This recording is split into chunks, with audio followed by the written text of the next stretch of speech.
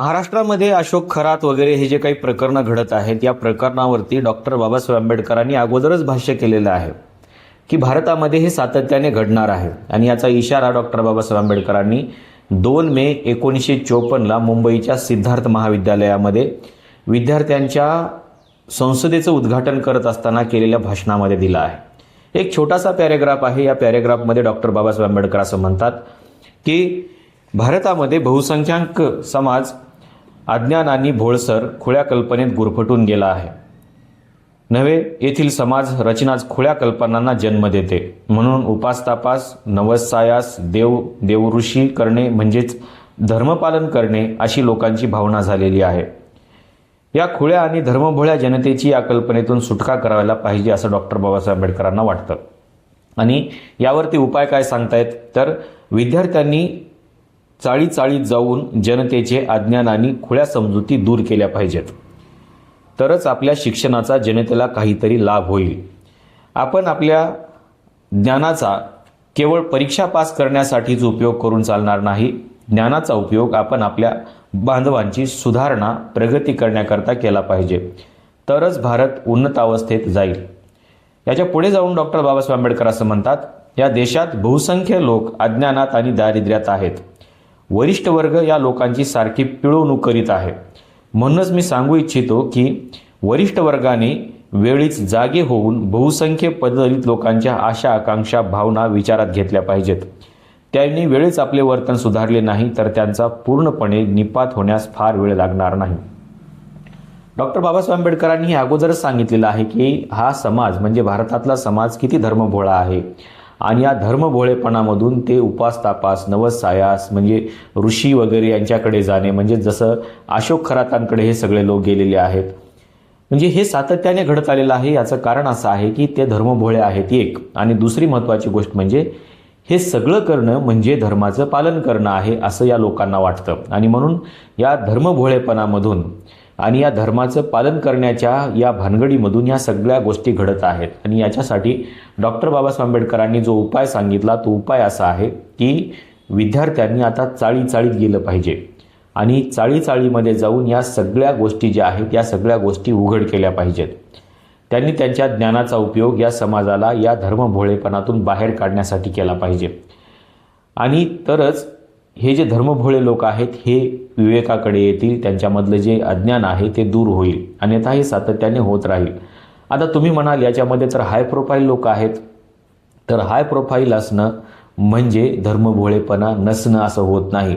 ते देखील लोक धर्मभोळेच आहेत जे अशा भोंदूबाबाकडे जातात आणि इतरांना ते घेऊन जातात. म्हणजे तुम्ही आता अनेक उदाहरणं बघत आहात की या सगळ्या लोकांनी काय केलेलं आहे तर इतर लोकांना देखील तिथे घेऊन गेलेले आहेत. आणि त्याच्यामुळे हा जो काही धर्मभोळेपणा आहे हा धर्मभोळेपणा आपण अगोदरच दूर केला पाहिजे. आता याच्यावरती आणखीन काही उपाय असू शकतो का तर याच्यावरती आणखीन एक उपाय असू शकतो. तो म्हणजे बुद्ध धम्म. म्हणजे बुद्ध हा फक्त युद्धाच्या भानगडीपुरताच मर्यादित नाही आहे. म्हणजे युद्ध सुरू झालं की आपण जगाला बुद्धाची गरज आहे असं म्हणतो, असं नाही आहे. युद्ध सुरू झाल्याच्या अगोदरही बुद्धाची गरज आहे, युद्ध सुरू झाल्यानंतरही बुद्धाची गरज आहे. पण व्यक्तीच्या म्हणजे पर्सनल लाईफमध्ये, वैयक्तिक जीवनामध्ये देखील बुद्ध तेवढाच गरजेचा आहे. आणि जोपर्यंत आपण आपल्या मुलाला बुद्ध सांगणार नाही, आपण आपल्या मुलाचा आदर्श बुद्ध ठरवून देणार नाही, बुद्ध काय सांगतो हे त्याला जोपर्यंत समजावून सांगणार नाही तोपर्यंत तो शीलवान होणार नाही. एखाद्या वेळेस तो प्रज्ञावान होऊ शकतो पण त्याला शीलवान होणं खूप आवश्यक आहे. जर शील चांगलं नसेल तर तुमच्या प्रज्ञेला काहीही अर्थ नाही आहे. आणि म्हणून डॉक्टर बाबासाहेब आंबेडकर म्हणाले होते की प्रज्ञा, शील आणि करुणा या तिन्ही गोष्टी माणसाच्या आयुष्यामध्ये खूप महत्त्वाच्या आहेत.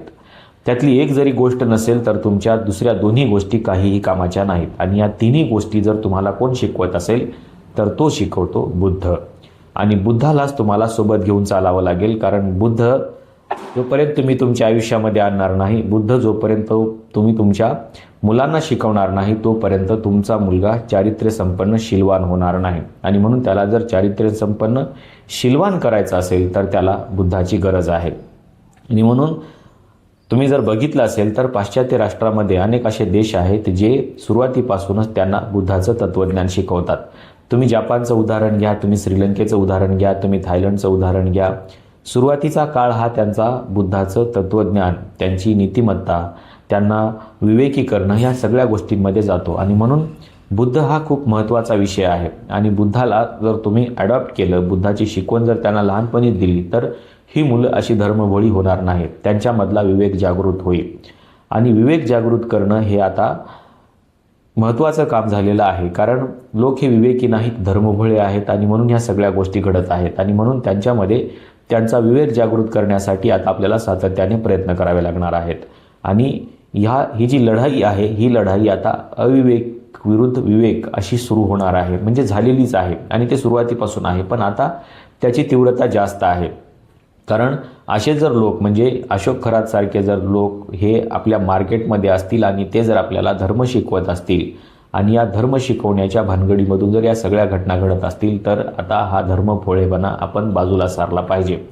आपण आपला विवेक जागृत केला पाहिजे. आणि विवेक जागृत करण्यासाठी डॉक्टर बाबासाहेब आंबेडकर सांगतात की तुम्ही चाळीमध्ये जा, तुम्ही लोकांना सांगा, लोकांना समजवा की हे धर्मभोळेपणा, हे अज्ञान आता आपण दूर केलं पाहिजे, तरच आपण याच्यामधून बाहेर पडू शकू. आणि म्हणून त्यांनी विद्यार्थ्यांनाही आवाहन केलेलं आहे. सिद्धार्थ महाविद्यालयामधल्या विद्यार्थ्यांसमोर डॉक्टर बाबासाहेब आंबेडकरांनी अनेक वेळेस संवाद साधलेला आहे. पण हा संवाद आजच्या घडीला तितकाच महत्त्वाचा आहे आणि तो आपल्या विद्यार्थ्यांनी लक्षात घेणं खूप गरजेचं आहे. जर विद्यार्थी हे लक्षात घेत नसतील आणि त्यांच्या आयुष्यामध्ये जर प्रज्ञाशील आणि करुणा याचं महत्त्व जाणून घेत नसतील, तर ते विवेकी होऊ शकणार नाहीत. आणि म्हणून डॉक्टर बाबासाहेब आंबेडकरांनी राज्यकर्त्यांच्या बाबतीमध्ये देखील अनेक वेळेस सांगितलेलं आहे की राज्यकर्त्यांचं शील किती महत्त्वाचं आहे. एखाद्या वेळेस ते प्रज्ञावान नसतील तर चालेल, त्यांच्या मनामध्ये करुणाभाव थोडा कमी असला तरी चालेल, पण त्यांना शीलवान असणं गरजेचं आहे. कारण नेते हेच आपल्या देशाचं चारित्र्य असतात आणि जर त्यांचं चारित्र्य जर घाण असेल, गढूळ असेल, तर मग मात्र ते संपूर्ण देशाचं चारित्र्य बिघडवू शकतात. आणि म्हणून शीलवान नेते हेच देशाला पुढे घेऊन जाऊ शकतात. जर त्या नेत्यांचं चारित्र्य चांगलं नसेल तर तो देश कधीही चारित्र्य संपन्न होणार नाही. आणि म्हणून शील ही राजकारणातली खूप महत्त्वाची गोष्ट आहे असंही डॉक्टर बाबासाहेब आंबेडकरांना वाटत होतं. पण हे केव्हा होईल, ज्यावेळेस तुम्ही बुद्ध धम्माकडे जास्तीत जास्त लक्ष द्याल आणि लोकांमधला अविवेकीपणा, अज्ञान, धर्मभोळेपणा दूर कराल, त्याच वेळेस हे सगळं होऊ शकतं. अन्यथा आपला ही जी काही अंधश्रद्धेचा भाग आहे हा प्रचंड मोठ्या प्रमाणामध्ये वाढत जाईल आणि हे असे लोक जे अशोक खरातांकडे जातात यांची संख्या दिवसेंदिवस वाढत जाईल.